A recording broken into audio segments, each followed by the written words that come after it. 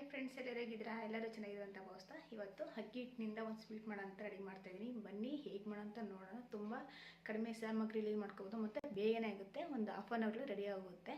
ತುಂಬಾ ಚಿಕ್ಕ ಮಕ್ಕಳಿಂದ ದೊಡ್ಡವ್ರ ತನಕನೂ ಕೂಡ ಇಷ್ಟಪಟ್ಟು ತಿಂತಾರೆ. ಅಷ್ಟು ಚೆನ್ನಾಗಿರುತ್ತೆ, ಸಾಫ್ಟಾಗಿರುತ್ತೆ ಮಾತ್ರ. ಬನ್ನಿ ಹೇಗೆ ಮಾಡೋಂತ ನೋಡೋಣ. ಫ್ರೆಂಡ್ಸ್, ಮೊದಲಿಗೆ ಸ್ಟವ್ ಮೇಲೆ ಒಂದು ಕಡೆ ಇಟ್ಟು 1 ಕಪ್ಪು ಬೆಲ್ಲ, ಒಂದು ಅರ್ಧ ಕಪ್ಪು ನೀರು ಹಾಕ್ತಾಯಿದ್ದೀನಿ.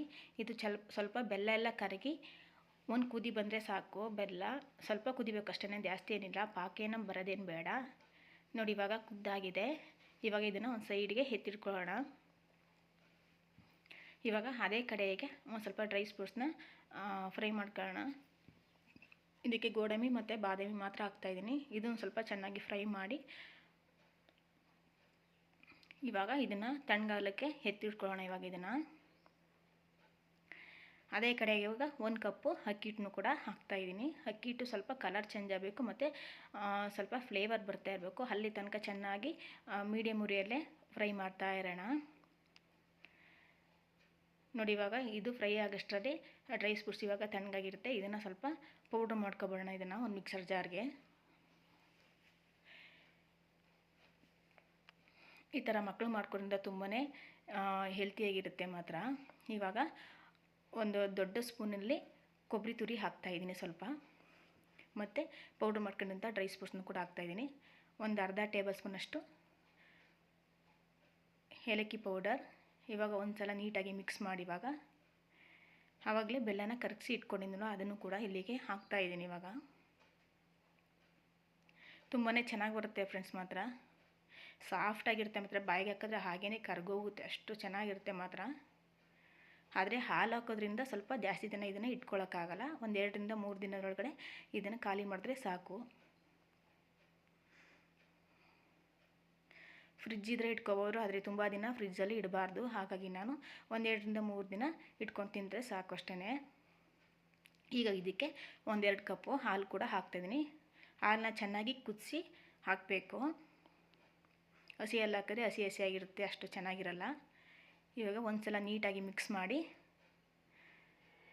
ಇದನ್ನು ಕಡಿಮೆ ಉರಿಯಲ್ಲಿ ಇಟ್ಕೊಂಡು ಮಿಕ್ಸ್ ಮಾಡ್ತಾ ಇರಬೇಕು. ಇಲ್ಲಾಂದರೆ ಸ್ವಲ್ಪ ತಳೆ ಹಿಡ್ಬಿಡುತ್ತೆ. ಯಾವಾಗಲೂ ಅಷ್ಟೇ ಈ ಥರ ಸ್ವೀಟ್ ಎಲ್ಲ ಮಾಡಬೇಕಾದ್ರೆ ಸ್ವಲ್ಪ ದಪ್ಪ ತಳೆ ಇರೋಂಥ ಕಡೆಯನ್ನು ತಗೊಂಡು ಯೂಸ್ ಮಾಡಿ. ನೋಡಿ ಎಷ್ಟು ಸಾಫ್ಟಾಗಿ ಬರ್ತಾಯಿದೆ ಅಂತ, ಎಲ್ಲೂ ಕೂಡ ಗಂಟಾಗಿಲ್ಲ. ಹಾಲು ಮತ್ತು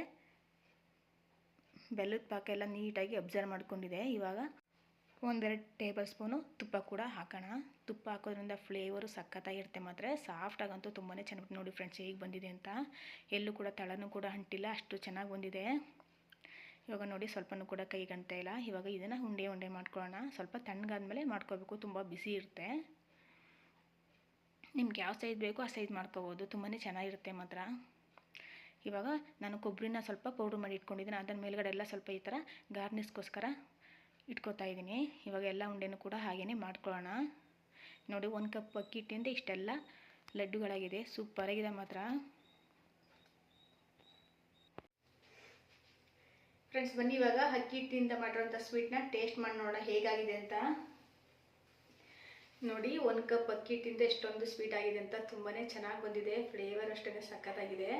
ಯಾವ ಬೇಕ್ರಿಲೂ ಕೂಡ ಸಿಗಲ್ಲ, ಅಷ್ಟು ಚೆನ್ನಾಗಿದೆ ಸ್ವೀಟ್ ಅಂತೂ. ನೋಡೋಕ್ಕಂತೂ ಹೇಗಿದೆ ನೋಡಿ, ತುಂಬಾ ಚೆನ್ನಾಗಿದೆ. ಸಾಫ್ಟಾಗಿ ಕೂಡ ಇದೆ. ನೋಡಿ ಎಷ್ಟು ಸ್ಪಂಜಿ ಥರ ಬರ್ತಾಯಿದೆ, ತುಂಬ ಚೆನ್ನಾಗಿದೆ ಮತ್ತು. ಬನ್ನಿ ಟೇಸ್ಟ್.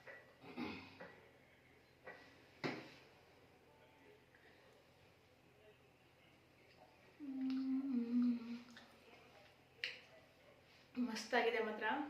ಸಾಫ್ಟಾಗಿ ತುಪ್ಪದ ಫ್ಲೇವರು ಮತ್ತು ಡ್ರೈ ಫ್ರೂಟ್ಸ್ ಹಾಕಿದ್ರು ತುಂಬಾ ಚೆನ್ನಾಗಿದೆ ಮಾತ್ರ. ಹಾಗೆಯೇ ಹಾಲು ಅಷ್ಟೇ ಎಲ್ಲ ಹದವಾಗಿ ತುಂಬಾ ಚೆನ್ನಾಗಿ ಬಂದಿದೆ. ಸ್ವೀಟು ಹದವಾಗಿದೆ. ಇದನ್ನು ಮಕ್ಕಳು ಬಾಕ್ಸ್ಗೂ ಕೂಡ ಹಾಕ್ಬೋದು, ಸ್ನ್ಯಾಕ್ಸ್ ರೀತಿ. ಅಷ್ಟು ಚೆನ್ನಾಗಿದೆ ಮಾತ್ರ. ಸೂಪರಾಗಿದೆ ಫ್ರೆಂಡ್ಸ್. ಈ ರೆಸಿಪಿ ಇಷ್ಟ ಆದರೆ ಲೈಕ್ ಮಾಡಿ, ಶೇರ್ ಮಾಡಿ, ಕಮೆಂಟ್ ಮಾಡಿ ಮತ್ತು ಸಬ್ಸ್ಕ್ರೈಬ್ ಮಾಡೋದನ್ನ ಮರಿಬೇಡಿ. ಮತ್ತೆ ನಾಳೆ ಇನ್ನೊಂದು ವಿಡಿಯೋ ಸಿಗೋಣ. ಅಲ್ಲಿ ತನಕ ಟೇಕ್ ಕೇರ್, ಬಾಯ್.